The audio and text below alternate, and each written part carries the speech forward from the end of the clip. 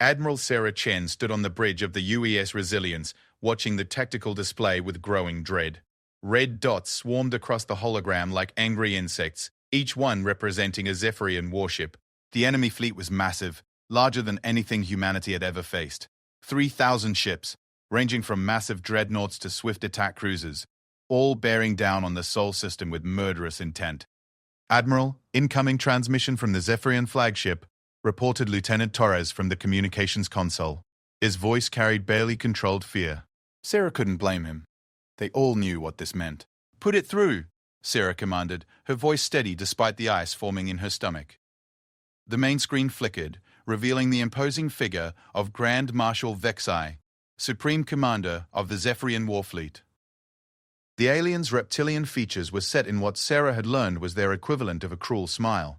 4 arms crossed over his massive chest, each ending in claws that could tear through metal. His 6 eyes glowed with predatory satisfaction. "Admiral Chen," Vexai's voice rumbled through the bridge's speakers, the universal translator giving his words a mechanical edge. "How pleasant to see you again. I trust you received our ultimatum?" Sarah's jaw tightened. 3 days ago, the Zephyrians had broadcast their demand across all human frequencies. Unconditional surrender within 72 hours, or face complete annihilation. Not just of Earth's defenses, not just of the military, but of every man, woman, and child on the planet. 7 billion souls held hostage by an empire that viewed humans as little more than cattle. "I received it," Sarah replied coldly, "and I have your answer." "Ah, excellent. I do hope you've chosen wisely.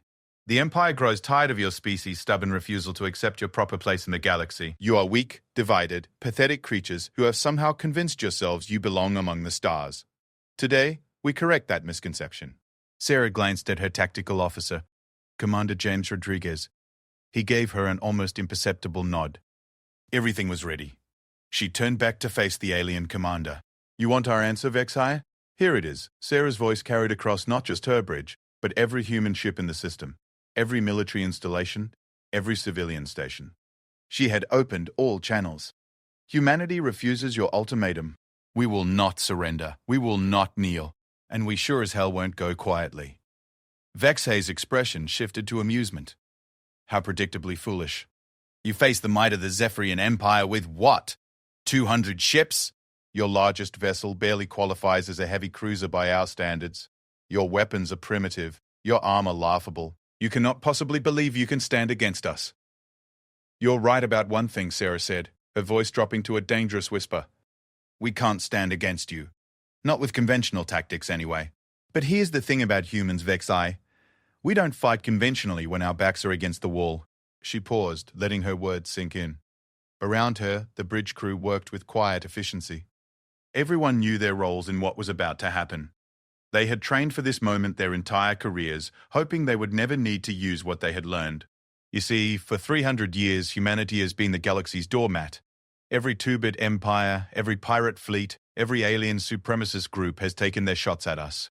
You know why we let them? Because we were learning, studying, adapting. Every attack taught us something new about our enemies. Every defeat showed us weaknesses we could exploit. Every dead colony added to our motivation. Vexai's amusement began to fade. Something in Sarah's tone had changed, become harder, more dangerous. "What are you babbling about, human?" "I'm talking about patience," Sarah continued, her eyes never leaving the alien's image. "Something your species has never understood. You see weakness where we see preparation. You see fear where we see calculation. You've made the same mistake every other alien empire has made. You assumed that because we preferred diplomacy, we're incapable of war." The tactical display updated. The Zephyrian fleet had begun moving into attack formation, massive dreadnoughts positioning themselves to deliver devastating broadsides against Earth's orbital defenses. It was an impressive sight, Sarah had to admit. Under normal circumstances, it would have been completely overwhelming. But these weren't normal circumstances. "Admiral," Commander Rodriguez called out, "all stations report ready. Operation Prometheus is green across the board." Sarah nodded grimly. Prometheus. The name had been chosen carefully.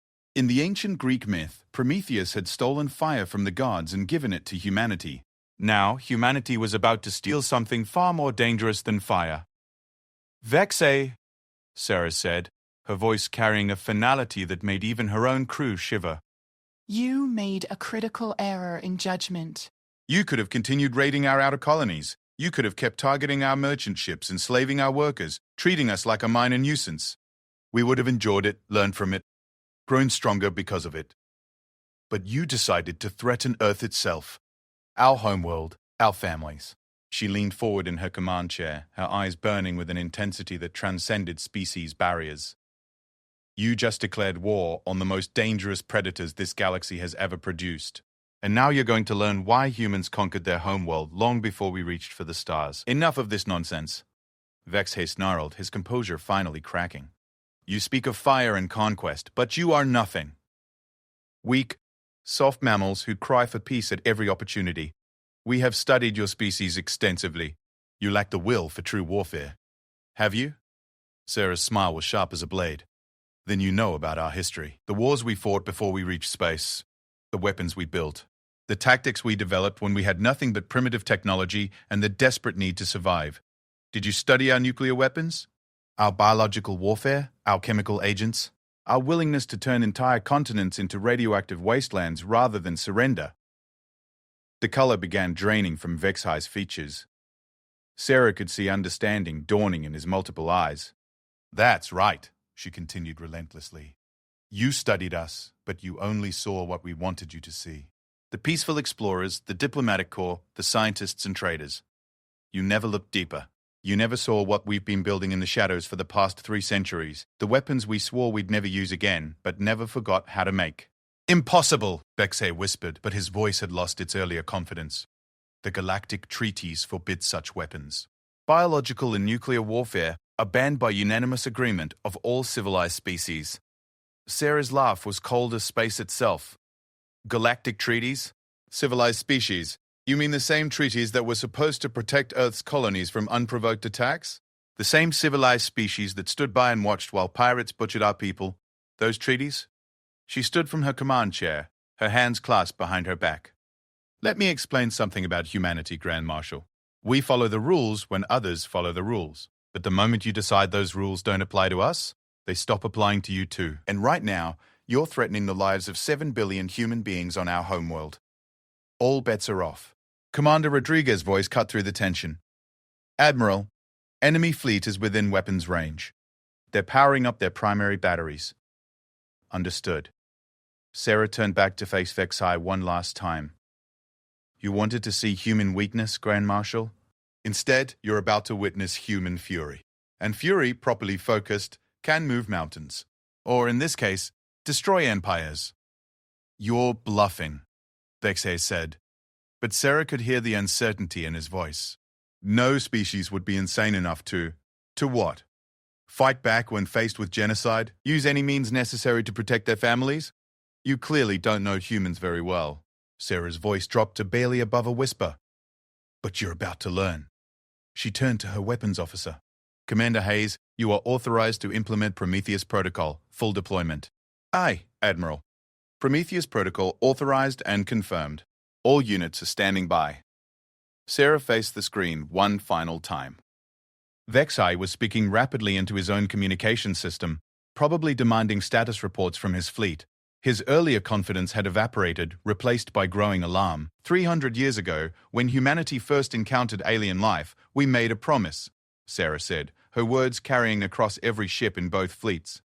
We promised ourselves that we would try to be better than we had been on Earth, that we would seek peaceful solutions, diplomatic resolutions, coexistence instead of conquest.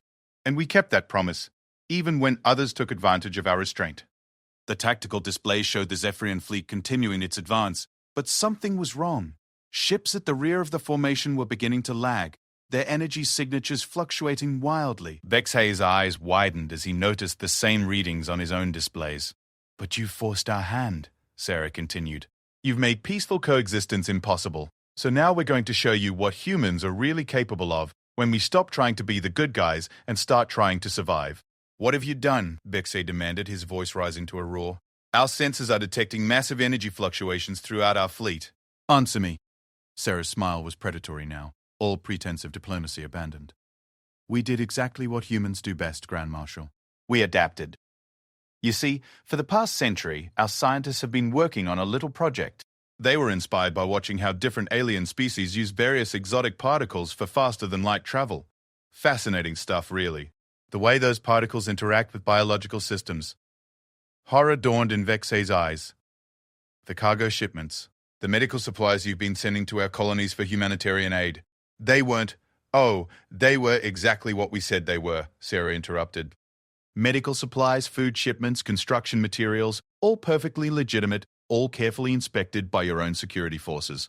But they contain something extra. Something your scanners couldn't detect because it was integrated at the molecular level.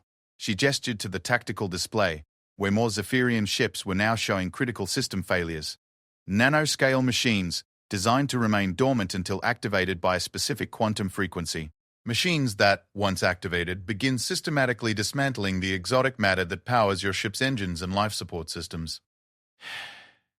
Impossible. Our technology is far superior to yours. We would have detected. Your technology is superior, Sarah agreed. But that's exactly why you missed it. You were looking for primitive human tech, crude mechanical devices. You never considered that we might have learned to work on the quantum level, that we might have developed nanotechnology capable of interacting with your exotic matter systems. The Zephyrian flagship suddenly shuddered as its own systems began failing. Emergency klaxons wailed in the background as Vexay's crew scrambled to contain the damage. "You're insane!" Vexay screamed. "This will be seen as an act of war against the entire galaxy. Every civilized species will unite against you." Will they? Sarah asked calmly. Or will they finally realize that humanity isn't the weak, defenseless species they thought we were? That maybe, just maybe, they should have thought twice before treating us like cattle? She looked around her bridge, meeting the eyes of each crew member. They were all watching her with a mixture of awe and terror. What they were witnessing would be talked about for generations, assuming anyone survived to tell the story. "The thing about humans," Sarah said, turning back to face Vexay's increasingly desperate image, "is that we're really, really good at learning from our mistakes.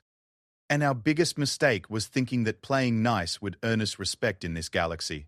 Today, we correct that mistake." The tactical display showed a cascade failure spreading through the Zephyrian fleet like a plague. Ship after ship was going dark as their exotic matter systems collapsed. Some were managing to maintain basic life support, but their weapons and engines were completely dead. Others were evacuating to escape pods as their hulls began to buckle under the stress of uncontrolled exotic matter reactions. "This is just the beginning," Sarah said, her voice carrying across the dying fleet. "Every ship your empire has built using exotic matter, every space station, every orbital facility, every planet-based installation that relies on your technology, it's all going to fail. Not today, not tomorrow, but over the next few months as our little gift spreads throughout your empire." Vexay's image flickered as his ship's power systems fluctuated wildly. "You've doomed yourselves. Even if you destroy our fleet, the Empire has thousands of worlds, millions of ships. They'll hunt down every human in the galaxy." "Will they?" Sarah's smile turned savage. "With what? Your entire technological infrastructure is based on exotic matter manipulation. Your FTL drives, your power generators, your industrial fabricators, even your basic life support systems. When those fail, your mighty empire becomes a collection of isolated worlds with no way to communicate, no way to travel between stars, no way to support their populations." The realization hit Vexay like a physical blow. Sarah could see it in his expression as the full scope of what humanity had done became clear. This wasn't just an attack on his fleet. It was the complete destruction of Zephyrian civilization. "Of course, we're not completely unreasonable," Sarah continued, her tone becoming almost conversational. "Our nanomachines can be deactivated just as easily as they were activated. All it takes is a simple quantum signal. But that signal will only be sent when certain conditions are met." What do you want?" Vexay whispered. "Reparations for every human colony your empire has attacked. Full restitution for every civilian ship you've destroyed. Complete autonomy for human space, with guaranteed borders that your empire will respect in perpetuity. And most importantly, a formal apology from your emperor, broadcast across every channel in the galaxy, acknowledging that humanity is not weak, not defenseless, and not to be trifled with." Sarah's voice hardened again. "You have 72 hours to relay these terms to your emperor. The same amount of time you gave us to surrender. If we don't receive a satisfactory response by then, the nanomachines remain active." Your empire dies, world by world, system by system, until nothing remains but dead hulks floating in space. The bridge fell silent except for the steady hum of ship systems and the distant sound of Zephyrian distress calls flooding the communication channels. Sarah had delivered humanity's ultimatum with the same cold efficiency that Vexai had used just days earlier. The roles had reversed completely. "This is madness," Vexai said, but his voice lacked conviction. He was staring at readings that showed his own flagship was now operating on emergency power only. No species could develop such technology in secret. The logistics alone would be impossible to hide. Would they? Sarah asked. How carefully do you monitor the medical supplies you receive from humanitarian organizations? The construction materials used to build refugee housing, the food shipments sent to disaster zones. For a century, we've been the galaxy's charity case, always sending aid wherever it was needed. And you never bothered to look too closely at what exactly we were sending, as long as it was free. She gestured to the tactical display again. Every act of humanitarian aid, every disaster relief mission, every refugee assistance program, we've been seeding our nanomachines throughout the galaxy, not just in Zephyrian space, but everywhere. Every species that's ever taken advantage of human generosity now has our little gift integrated into their infrastructure. The color drained completely from Vex's face. You're threatening the entire galaxy. No, Sarah corrected firmly. We're defending ourselves. There's a difference. The nanomachines in non-Zephyrian space will remain dormant unless those species choose to involve themselves in this conflict. Attack human interests, and they activate. Leave us alone, and they remain harmless. She stood straighter, her voice carrying the full authority of her position. For 3 centuries, humanity has been everyone's victim. Today, that ends. From now on, any species that threatens human lives will face the full consequences of their actions. We won't start fights, but we will certainly finish them. The transmission from the Zephyrian flagship began breaking up as their power systems continued failing. Vex's image flickered in and out, his final words barely audible through the static. 72 hours, Sarah repeated as the connection died completely. She turned to face her crew, seeing her own grim satisfaction reflected in their faces. Send a message to Earth Command. Tell them Phase 1 is complete. The galaxy is about to learn that humanity has teeth. Commander Rodriguez cleared his throat. Admiral, what happens if the Emperor refuses our demands? Sarah looked out at the tactical display, where the mighty Zephyrian fleet was now nothing more than a collection of drifting hulks. Escape pods were streaming away from the dying ships like blood from a wounded animal. Soon, rescue ships would arrive to collect the survivors. She would let them go, of course. Dead martyrs were dangerous, but living witnesses would spread word of what had happened here. Then the Zephyrian Empire becomes a cautionary tale, she said quietly.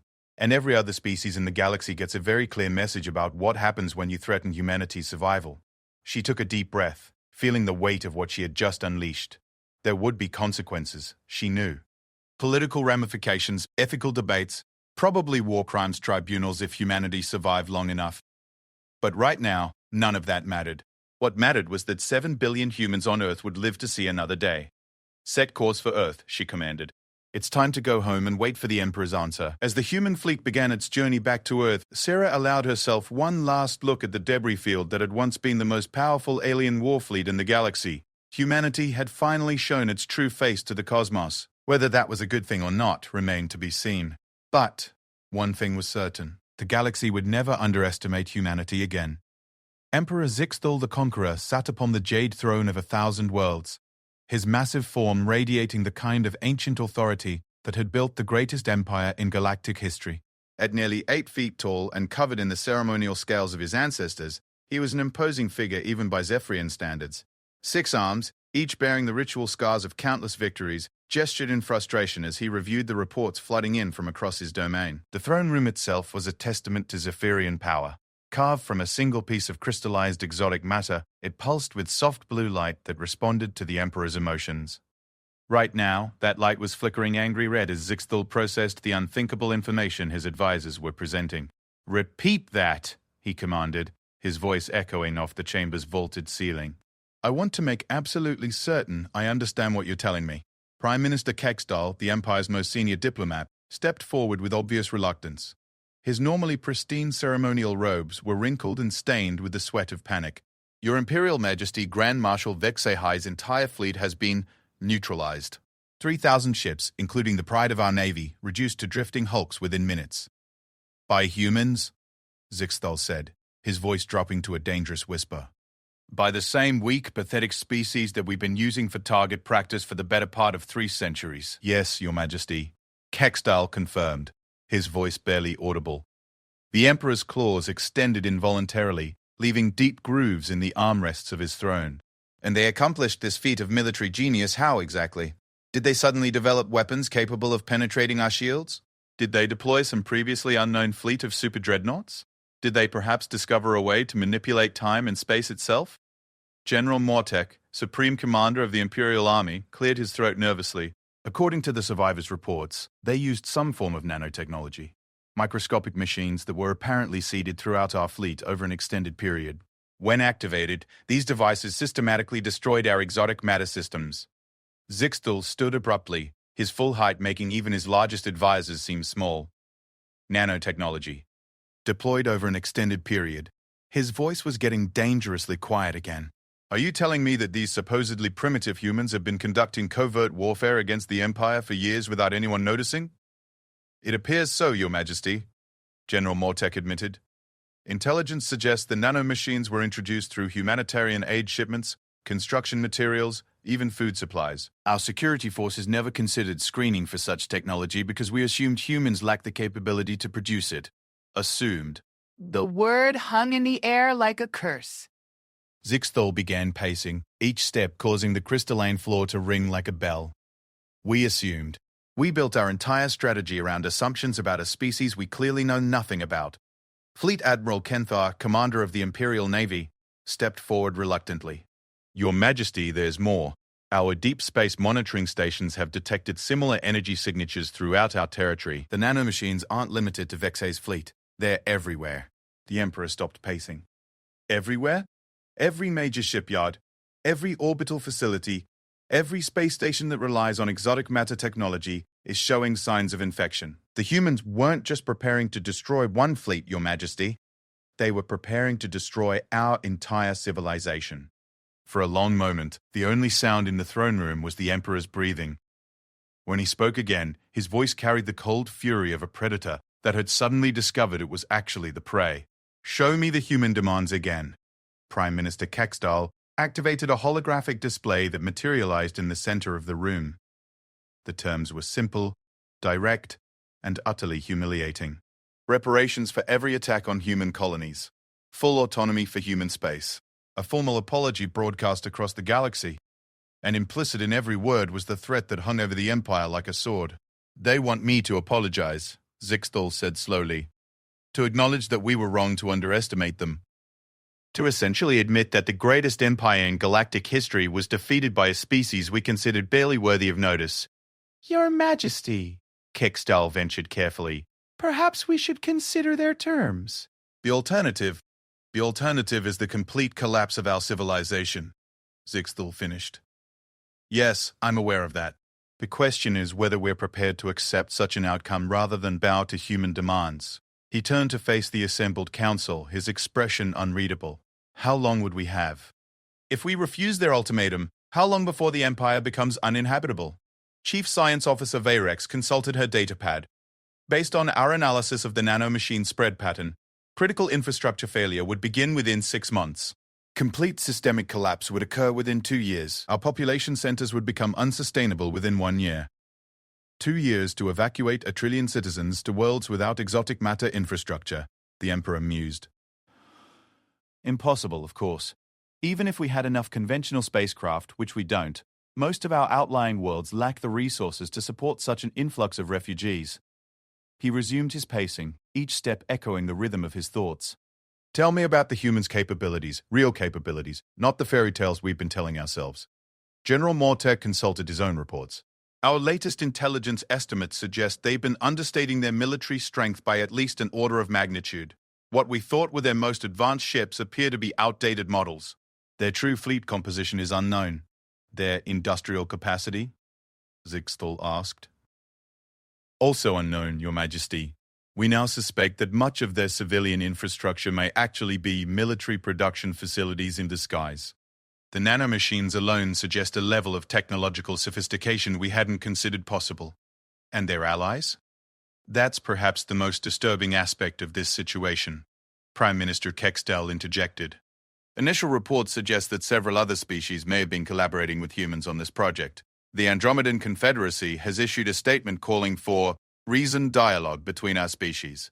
The Centauri Republic is offering to mediate negotiations. Even the Tau Collective has suggested that perhaps it's time for a new understanding between humans and the rest of the galaxy. Zixthal stopped pacing again. In other words, nobody is coming to our aid. After 3 centuries of building alliances and trade relationships, the moment we show weakness, everyone suddenly remembers how much they value humanitarian aid. The bitter irony wasn't lost on anyone in the room. For decades, the Empire had tolerated human charity operations as a useful way of maintaining their image as a civilization that occasionally showed mercy to lesser species.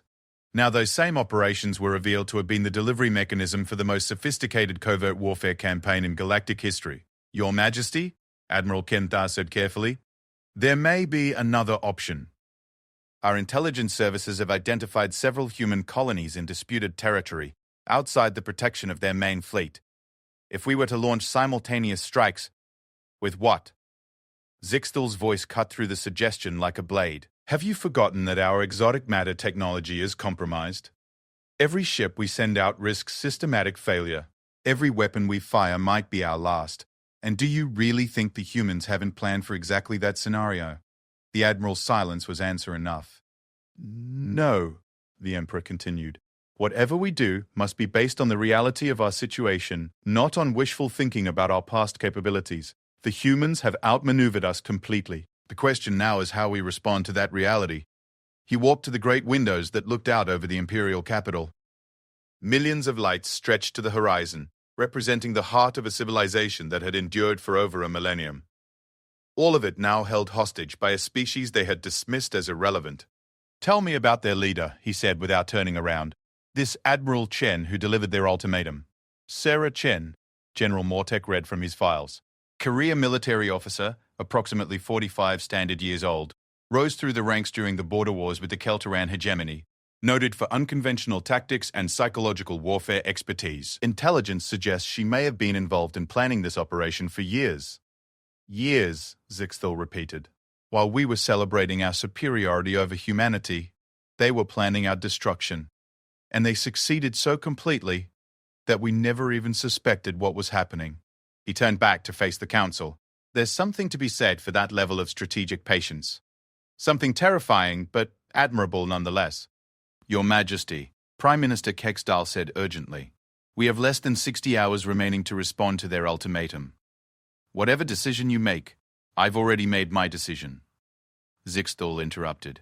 But before I announce it, I want everyone in this room to understand exactly what the humans have accomplished here.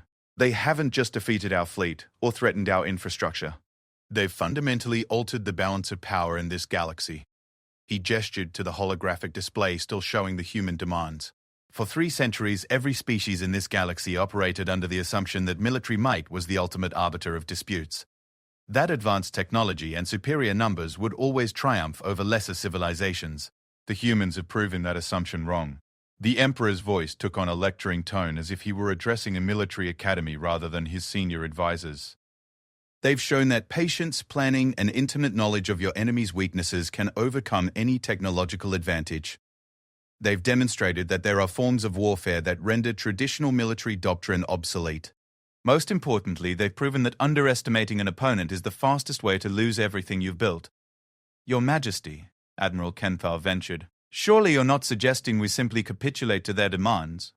I'm suggesting, Zixthal replied coldly, that we learn from their example. The humans played a centuries-long game while we were focused on short-term dominance. They prepared for a war they hoped they'd never have to fight, while we assumed our current superiority would last forever.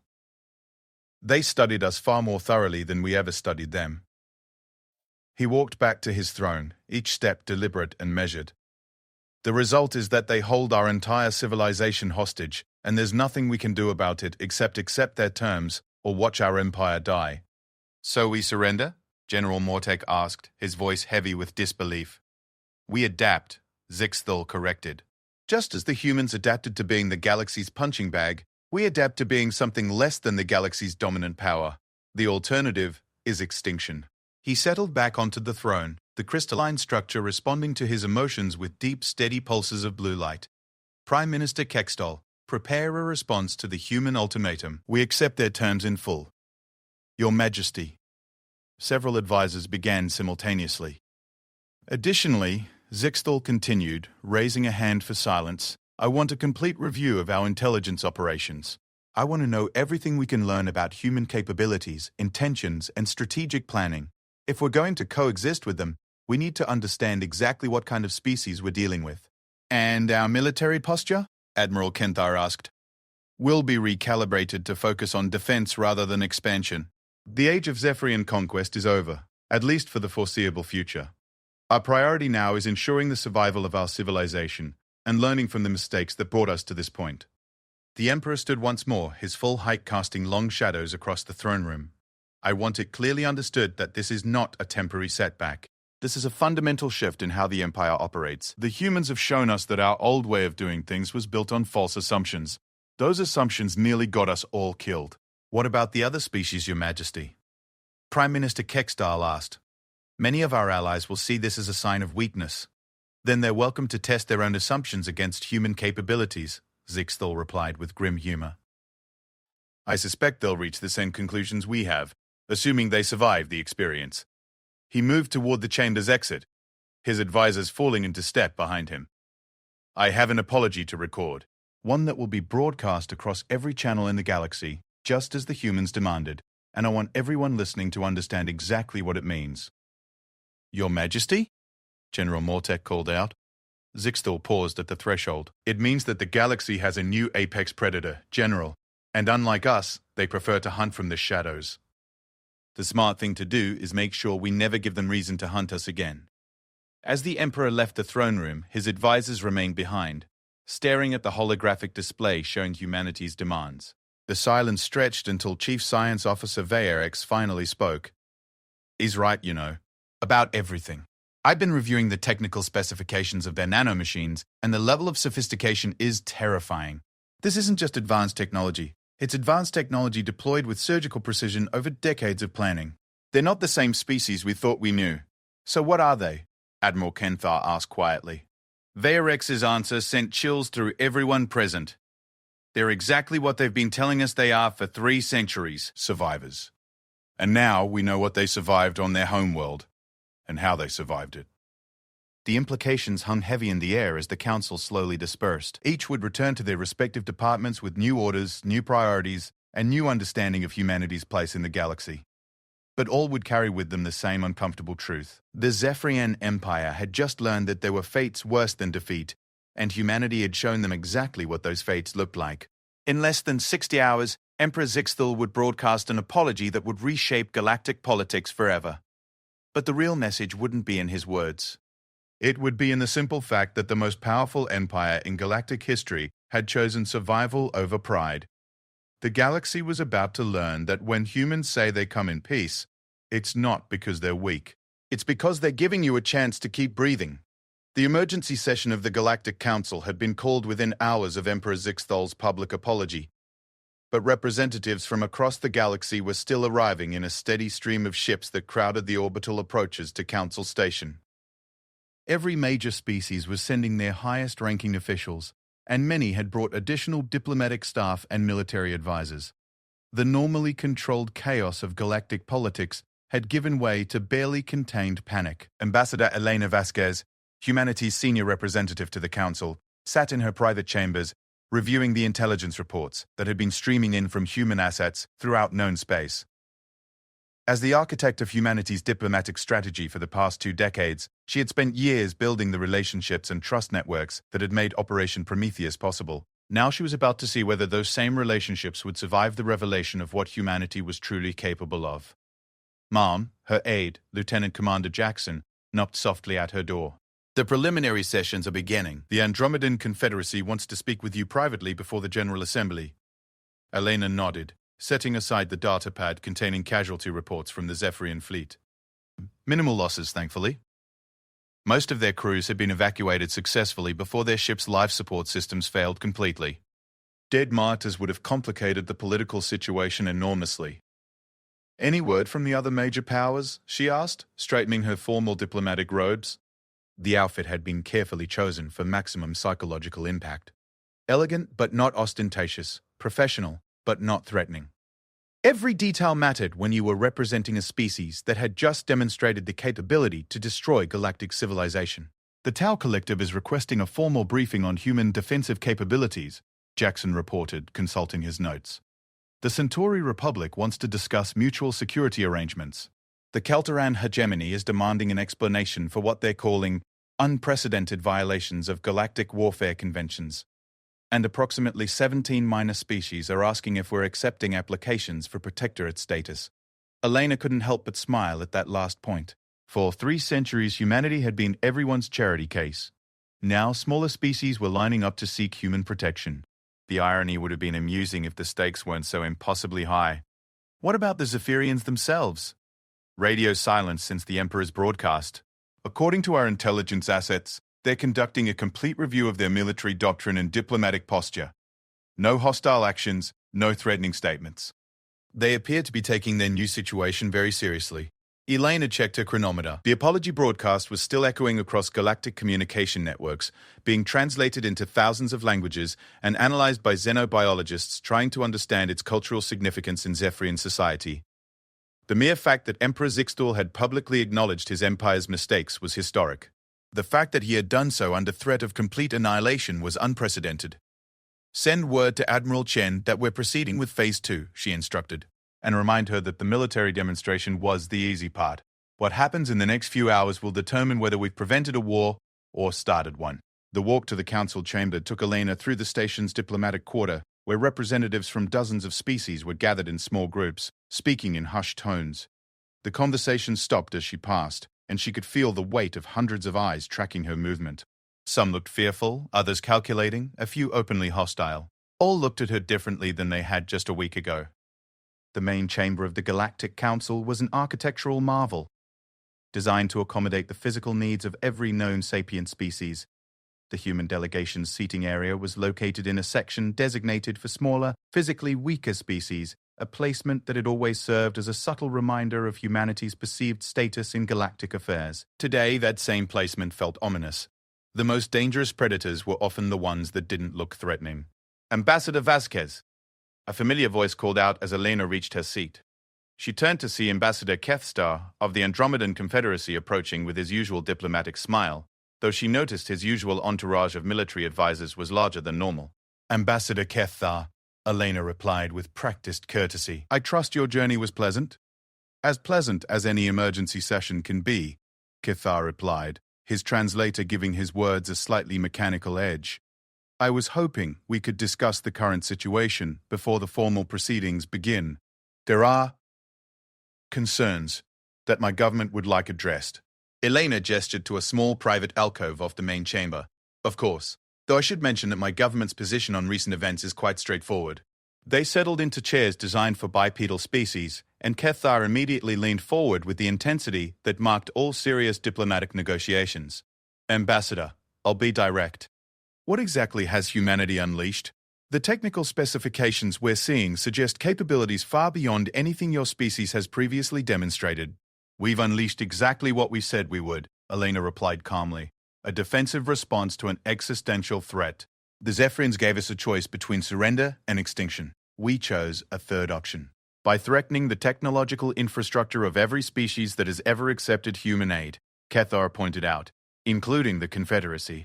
Our scientists estimate that 60% of our orbital facilities contain traces of your nanomachines. Elena's expression didn't change. And those nanomachines will remain completely inert unless the Confederacy chooses to take hostile action against human interests. We're not threatening anyone who hasn't threatened us first. But the capability exists, Kethar pressed. You could activate those nanomachines at any time for any reason. How can the galaxy function with that kind of sword hanging over everyone's head? The same way it's functioned for centuries with Zephyrian battle fleets patrolling every trade route. Elena countered. The same way it's functioned with Tau Collective surveillance networks monitoring every communication channel. The same way it's functioned with Centauri Republic economic leverage affecting every species in known space. Power has always existed in this galaxy, Ambassador. The only difference is that now humanity has some. Kethtar sat back in his chair, clearly processing this perspective. So what happens now? What does humanity want? What we've always wanted, Elena said simply. To be left alone to develop our civilization in peace. To trade freely with other species. To contribute to galactic society without constantly having to prove our right to exist. The only thing that's changed is that we now have the capability to ensure those basic rights are respected. And if they're not respected? Eleanor's smile was sharp as a blade. Then we demonstrate why our species conquered our homeworld, long before we reached for the stars. Before Keftar could respond, a tone echoed through the chamber, signaling the beginning of formal proceedings. As they returned to their respective seats, Elena could see that their conversation had been closely observed by dozens of other diplomatic teams. Word would spread quickly through the chamber about humanity's stated intentions.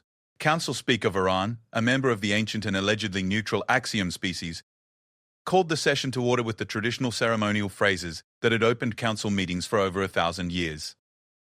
Today, those familiar words carried ominous weight. Representatives of the galactic community. Voran's voice resonated through the chamber's acoustic enhancement system. We convene this emergency session to address the unprecedented events of the past 72 hours, specifically the technological action taken by the Human Confederacy against the Zephyrian Empire. Elena stood when recognized, feeling the weight of galactic attention focusing on her like a laser. Every word she spoke would be analyzed, translated, and debated by governments across known space. The future of human galactic relations might well depend on how she handled the next few minutes. Honored Council Speaker, esteemed representatives. She began, her voice carrying clearly throughout the vast chamber. 3 days ago, the Zephyrian Empire issued an ultimatum demanding the unconditional surrender of the Human Confederacy and threatening the extinction of our entire species. Faced with genocide, humanity chose to defend itself using methods that, while previously unknown to the galactic community, represent a perfectly legitimate exercise of our right to survive. Legitimate? The interruption came from Ambassador Thexval of the Keltaran hegemony, his insectoid features twisted in obvious outrage. You deployed weapons of mass destruction against civilian infrastructure. You threatened the technological foundation of entire civilizations. Eleanor turned to face him directly. We deployed defensive systems against military targets threatening our homeworld. The nanomachines were specifically designed to disable exotic meta-technology while leaving basic life support intact. Casualties from our defensive action were minimal. Far fewer than would have resulted from the planetary bombardment the Zephyrians had planned for Earth. But the implications... Thexval began. The implications, Elena cut him off with uncharacteristic sharpness, are that humanity will not quietly submit to genocide. I would think any sapient species would understand that motivation. A new voice joined the debate as Ambassador Quindel of the Tau Collective activated her translation matrix. The question is not whether humanity had the right to defend itself, but whether the methods employed constitute a threat to galactic stability. Your nanomachines have been detected throughout collective space, and they will remain dormant, Elena replied, as long as the collective maintains its current peaceful relationship with humanity. We have no interest in threatening species that pose no threat to us. But you could activate them at any time, Ambassador Zarketh of the Regalian Alliance pointed out. How can interspecies relations function under such conditions? Elena had been expecting this question, and had prepared her response carefully, the same way they functioned under every other form of deterrence in galactic history. The Zephyrians maintain peace through the threat of military force. The Centaurians maintain stability through economic leverage. The Tau Collective influences behavior through information control. Humanity has simply added another form of deterrence to the mix. She paused, allowing her words to sink in before continuing. The difference is that our deterrent is specifically designed to activate only in response to existential threats against human populations. We're not seeking conquest, territorial expansion, or political dominance. We simply want the right to exist without constantly fearing for our survival. Council Speaker Varan raised one of his forearms. Ambassador Vasquez, can you provide assurances that humanity will not use these capabilities to coerce other species into agreements favorable to human interests? I can provide the same assurances that every other major power has provided regarding their own capabilities, Elena replied, which is to say that our actions will be governed by our interests, our values, and our commitment to peaceful coexistence with species that extend the same commitment to us. The diplomatic non-answer was exactly what the Council expected, but it carried new weight coming from humanity's representative. For the first time in 3 centuries, a human ambassador was speaking from a position of genuine strength rather than hopeful optimism. Ambassador Felnox of the Draconian Sovereignty chose that moment to make his position clear. Some of us are old enough to remember when humans first arrived in this galaxy, he said, his ancient voice carrying the authority of centuries. You claimed then to come in peace, seeking only friendship and mutual understanding. Now we learn that you've been conducting covert warfare operations for decades, seeding our worlds with weapons designed to cripple our civilizations. Elena faced the elderly reptilian with respect but firmness. With respect, Ambassador Felnox, humanity has conducted no warfare operations. We've deployed defensive systems designed to activate only in response to threats against our survival. Those systems were developed because 3 centuries of peaceful intentions weren't enough to prevent repeated attacks on human colonies, human shipping, and human civilians. She gestured toward the records display in the center of the chamber. The Council's own archives document over 2,000 separate incidents of unprovoked aggression against human interests during the past 3 centuries. Pirate raids, territorial seizures, enslavement operations, punitive attacks, all conducted by species that claim to respect galactic law while treating humanity as fair game for any predator looking for easy prey. So you prepared for war? Felnox stated. We prepared for survival, Elena corrected. And we hoped we'd never need to prove our preparations were necessary. The Zephyrians forced that demonstration by threatening the extinction of our species. A new voice entered the debate as the Procurator of the Hegemony Worlds activated his translation system. What guarantees can humanity offer that this technology won't fall into the hands of less responsible parties? Non-state actors, criminal organizations, rogue scientists. Elena had been dreading this question because the honest answer was terrifying. The same guarantees that every species offers regarding their most dangerous technologies. Which is to say that we will guard these capabilities carefully, but cannot completely eliminate the possibility of proliferation.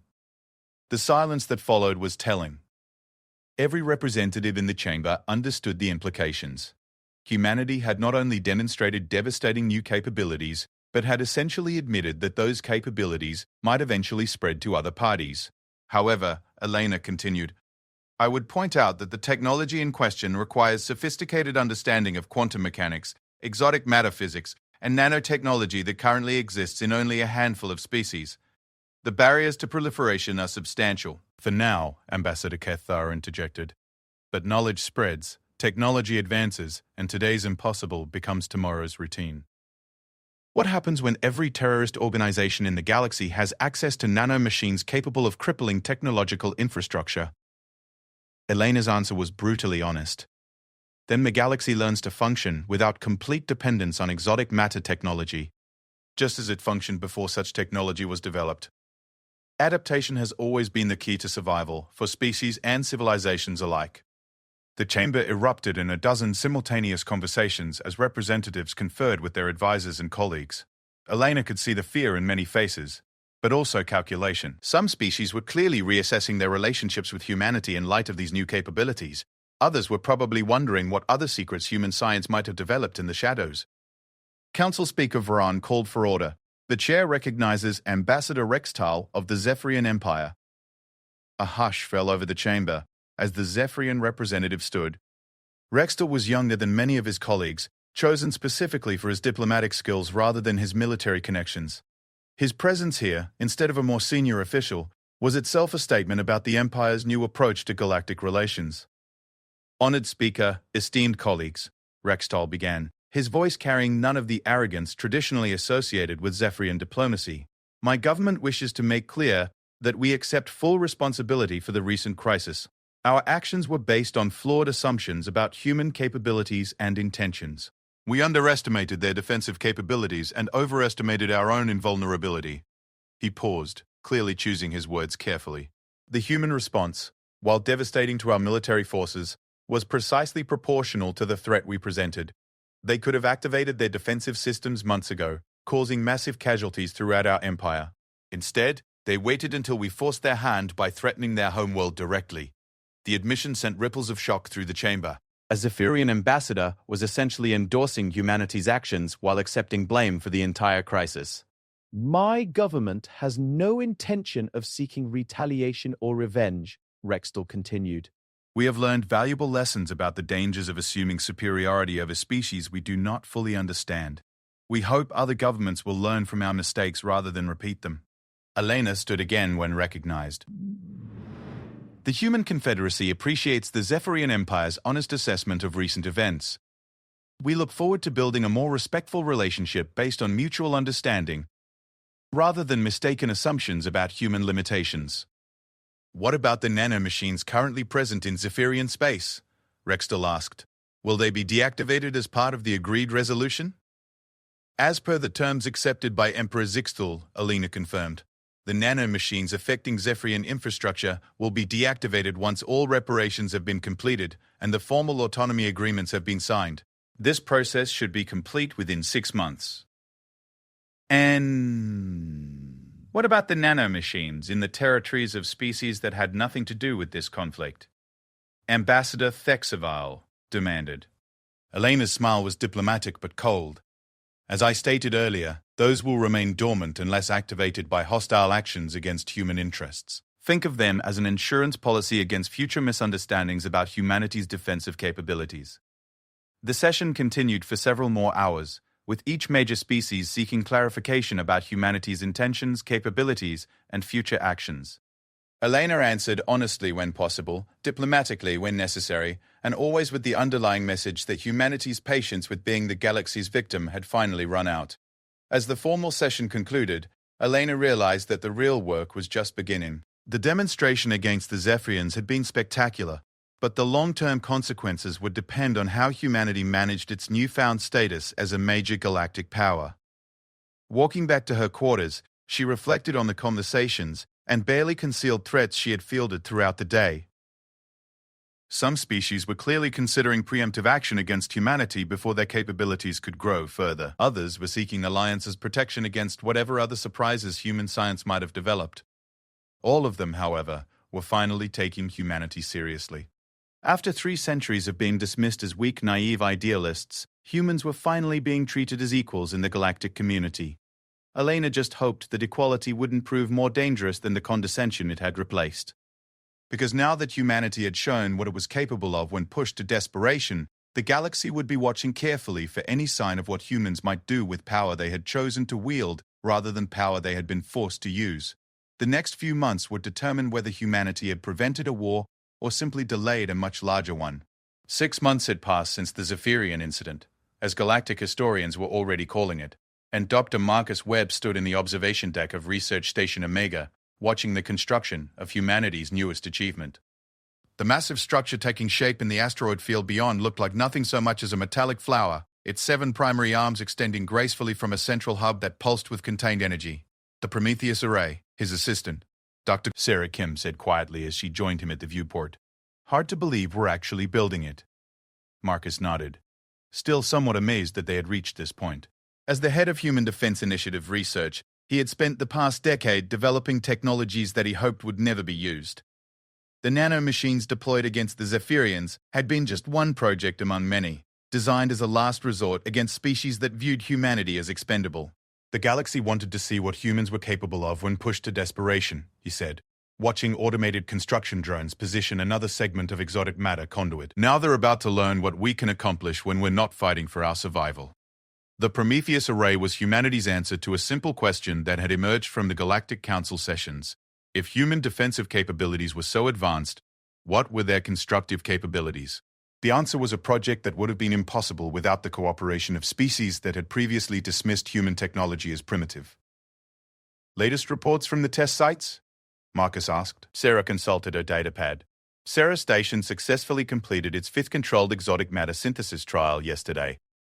Lunar Laboratory has achieved stable quantum entanglement across 8 different dimensional frequencies, and the team on Titan has managed to create self-repairing materials using nanoscale assemblers. She paused, clearly excited despite her professional demeanor. Marcus, we're not just catching up to galactic technology standards. We're exceeding them. The theoretical frameworks we developed during the isolation years are producing applications that our alien colleagues never considered. Marcus allowed himself a small smile. The isolation years was how human scientists referred to the 3 centuries during which humanity had been excluded from most advanced research collaborations. While other species had focused on refining existing exotic matter technologies, human researchers had been forced to develop entirely new approaches to faster-than-light travel, energy manipulation, and materials science. "What about the political situation?" he asked. "Any changes in the Council's attitude toward the project?" Sarah's expression grew more serious. "Mixed. The Andromedan Confederacy is enthusiastic about the potential applications for terraforming technology. The Centauri Republic sees commercial opportunities in the manufacturing processes. But the Keltaran hegemony is still pushing for restrictions on human research, and the Rigelian Alliance is demanding access to our theoretical frameworks. And the Zephyrians?" Actually, they've been surprisingly cooperative. Ambassador Rextal issued a statement last week praising human innovation and expressing his government's interest in collaborative projects. It seems like nearly losing their entire civilization has given them a new perspective on the value of scientific cooperation. Marcus turned away from the viewport to face his assistant. What they've really gained is respect for human capabilities. Fear is useful for preventing aggression, but respect is what builds lasting relationships. The Prometheus Array represented more than just advanced technology. It was humanity's declaration that they intended to be constructive members of the galactic community, not just a defensive power capable of mutually assured destruction. The project combined human theoretical innovations with alien practical experience, creating something that neither could have achieved alone. "Dr. Webb," a voice called from across the observation deck. Marcus turned to see Captain Elena Rodriguez, Admiral Chen's daughter and commander of the station's security forces, approaching with her characteristic purposeful stride. "We've received clearance from Earth Command to begin the final phase of construction. The exotic matter reactor will be delivered next week."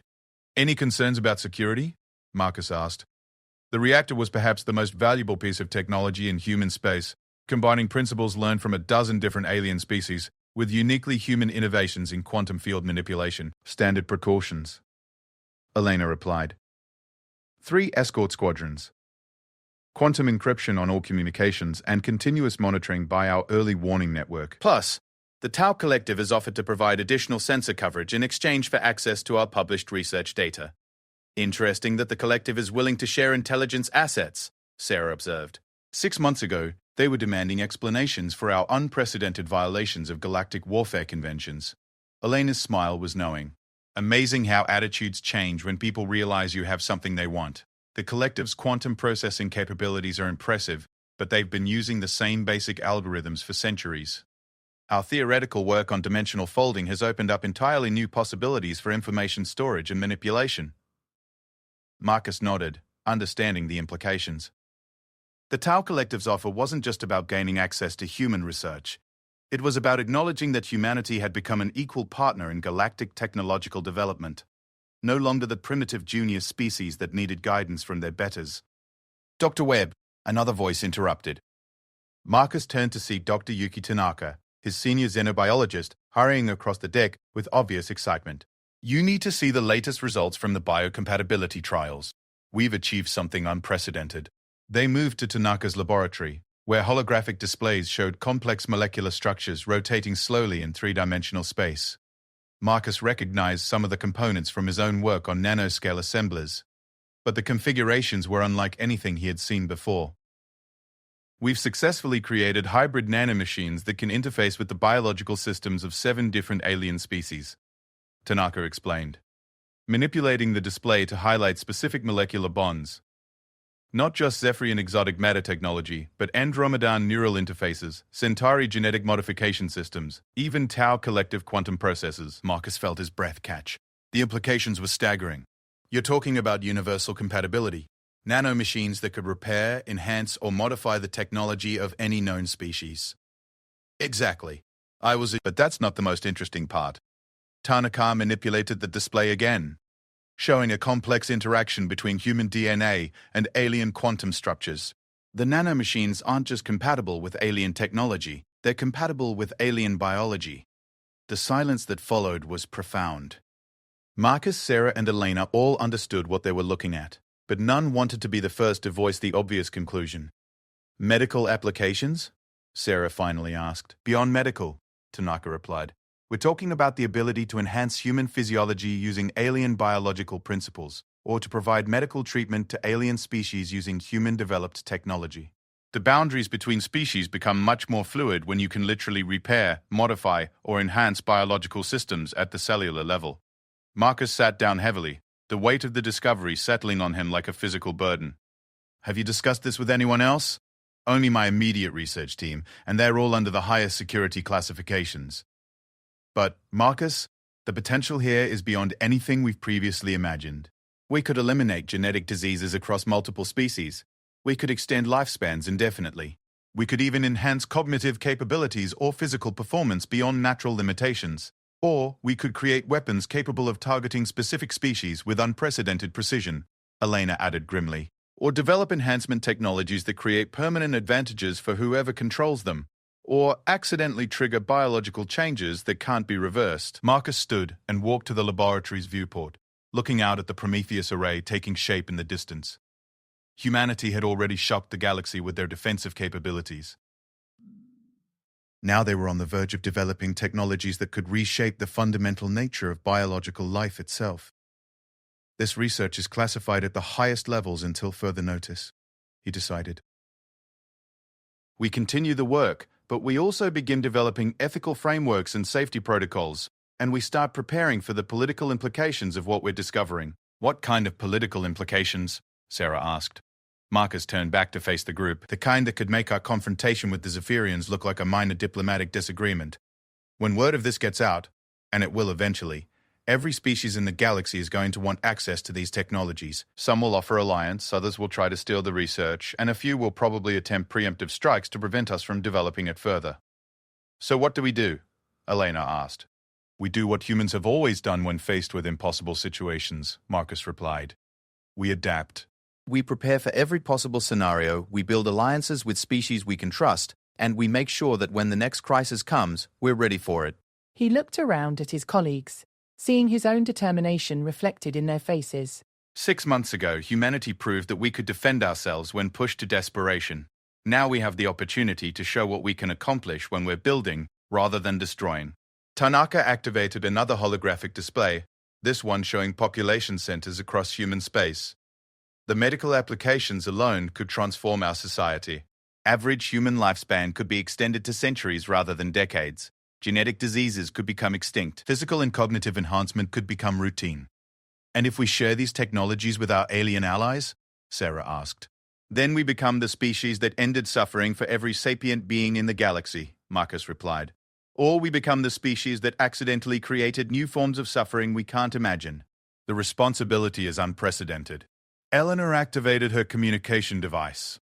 I need to contact Admiral Chen immediately.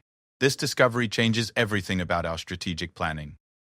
As Elena moved to a secure communication alcove, Marcus returned his attention to the holographic displays showing Tanaka's research results. The molecular structures were beautiful in their complexity, each one representing possibilities that could reshape civilization itself. Webb, Tanaka said quietly. There's something else you should know. The nanomachines we've developed aren't just compatible with known alien biology. They're adaptive. They can modify themselves to interface with biological systems we've never encountered before. Marcus felt a chill that had nothing to do with the station's climate control. You're talking about first contact applications. I'm talking about preparation for the unknown, Tanaka corrected. Every species we've encountered so far has been within a relatively narrow range of biological complexity.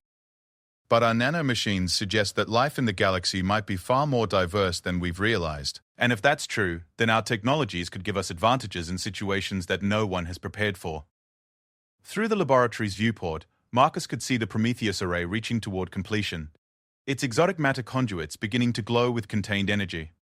In a few weeks it would be operational, providing humanity with manufacturing capabilities that surpassed anything in the galaxy. But now he realized that the array was just the beginning of what human science could achieve. How long before the research is ready for practical applications? He asked. The basic medical applications could be ready for trials within months, Tanaka replied. The enhancement technologies might take years to fully develop. And the first contact applications, those are purely theoretical until we actually encounter something that requires them. Marcus nodded, making mental notes about research priorities and resource allocation. I want continuous progress reports, but I also want extensive testing of every possible failure mode. We've already shown the galaxy what happens when humans are pushed to desperation. Let's make sure we never have to show them what happens when human technology goes wrong. As if summoned by his thoughts, Elena returned from her communication session with a grim expression. Admiral Chen wants a full briefing on all research developments within the week. Earth Command is accelerating several defensive projects in response to intelligence reports about increased military activity in several alien territories. What kind of military activity? Sarah asked. The kind that suggests some species are considering their options regarding humanity's new status in galactic affairs, Elena replied. The Admiral thinks we might have a few months before someone decides to test our capabilities again. Marcus looked around the laboratory one more time, taking in the revolutionary research that surrounded them. Humanity had spent 3 centuries learning to survive in a galaxy that viewed them as expendable. Now they had technologies that could reshape that galaxy completely. The question was whether they would have enough time to figure out how to use those technologies wisely before someone forced them to use them defensively again. Because if humanity was pushed to desperation while possessing the power to remake biological life itself, the consequences could reshape the galaxy in ways that no one could predict or control. For better or worse, humanity was no longer just fighting for survival. They were fighting for the right to determine what sapient life would become in the centuries ahead. And that was a responsibility that made even the destruction of the Zephyrian fleet seem simple by comparison. 2 years after the Zephyrian incident, Admiral Sarah Chen stood in the command center of Prometheus Station, watching real-time displays of a galaxy that had fundamentally changed. The holographic map showed trade routes, alliance networks, and military deployments across hundreds of star systems. But the most significant changes weren't visible on any tactical display. They existed in the minds and hearts of every sapient being who had witnessed humanity's transformation from victim to power broker. Admiral, Commander Rodriguez called from his station, incoming priority transmission from the Galactic Council. Emergency session called by the Hegemony Coalition. Sarah nodded grimly. She had been expecting this development for months. The Hegemony Coalition, an alliance of 12 species that had traditionally maintained their dominance through superior technology and coordinated military action, had been growing increasingly agitated by humanity's rapid advancement. Their ultimatum had arrived 3 days ago. Humanity must submit to technological oversight and restrictions, or face collective action from the Alliance. Put me through to all station commanders, Sarah ordered. It's time. The main display activated, showing the faces of humanity's senior military and civilian leadership scattered across dozens of installations throughout human space. Admiral Janet Morrison from Lunar Command, General Hassan al-Rashid from Mars Defense, Dr. Marcus Webb from Research Division, Ambassador Elena Vasquez from the Diplomatic Corps, all the key figures who had spent the past 2 years preparing for this moment. Ladies and gentlemen, Sarah began, her voice carrying the weight of decisions that would reshape galactic civilization. The Coalition has made their choice. They've decided that humanity's technological advancement represents an unacceptable threat to galactic stability. They want us to accept limitations on our research, restrictions on our manufacturing capabilities, and oversight of our defensive systems. In other words, Admiral Morrison interjected, they want us to go back to being everyone's victim. Essentially, yes. They're demanding that we voluntarily surrender the capabilities that prevented our extinction 2 years ago. Sarah manipulated the display to show intelligence reports from across Coalition space. Our sources indicate that they've been coordinating military exercises for months. Fleet movements suggest they're preparing for simultaneous strikes against our major installations. Dr. Webb leaned forward in his chair. Sarah, if they force us to deploy the advanced systems we've been developing, the consequences could be irreversible. The biocompatible nanomachines alone could end this conflict permanently. Sarah finished. I'm aware of the implications, Marcus. The question is whether we allow 12 species to dictate terms to humanity, or whether we demonstrate why that's an unwise course of action. Ambassador Vasquez activated her communication.